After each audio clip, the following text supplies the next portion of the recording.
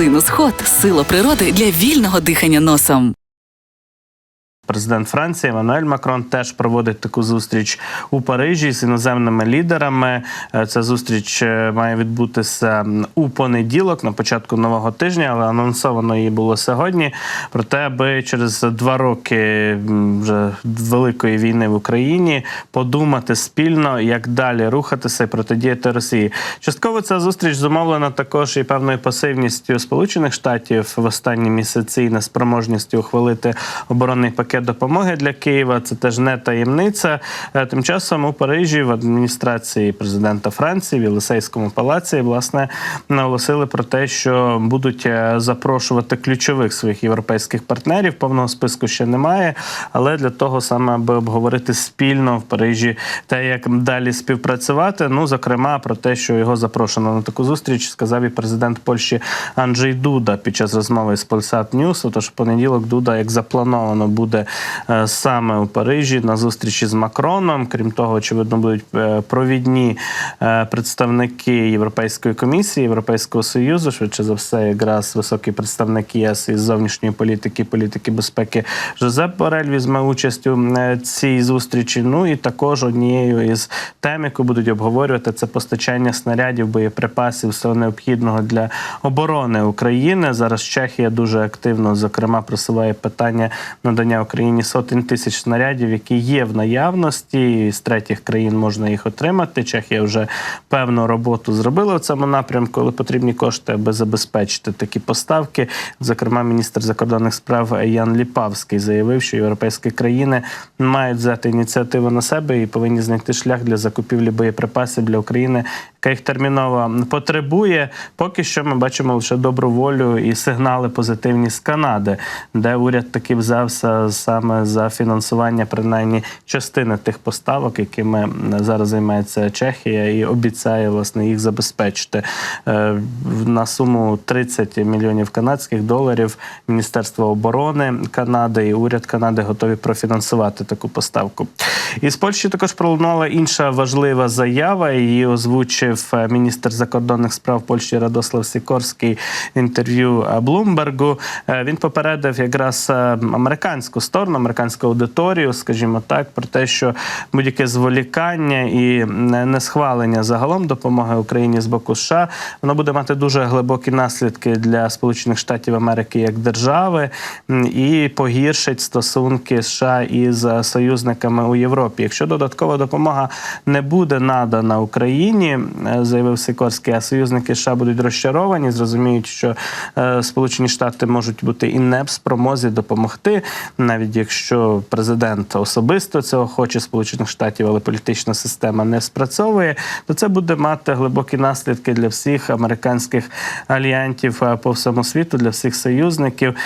Тож деякі країни почнуть себе страхувати, а інші навіть розглядатимуть можливість розробки власних програм ядерної зброї. Тобто навіть такі далекосяжні наслідки з дестабілізації світової системи безпеки можуть з'явитися внаслідок якраз політичної кризи у США і неспроможності Конгресу проголосувати за оборонну допомогу для України. Доволі далекоглядний висновок з боку Радослава Сікорського, дуже досвідченого дипломата і друга України.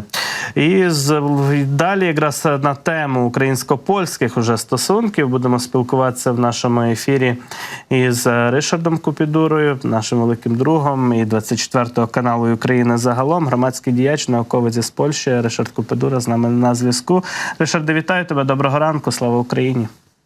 Героям слава! Доброго ранку, Андрію, доброго ранку, Україну. Радий після значної перерви чути тебе і бачити. Дуже багато буремних подій сталося за останній час. Особливо цей тиждень був насичений спробами повної блокади польсько-українського кордону. Різноманітні були вияви, навіть доволі дивні і для України обурливі в ході цих протестів, висипання зерна, якісь банери, провокації. Про це все хочеться поговорити.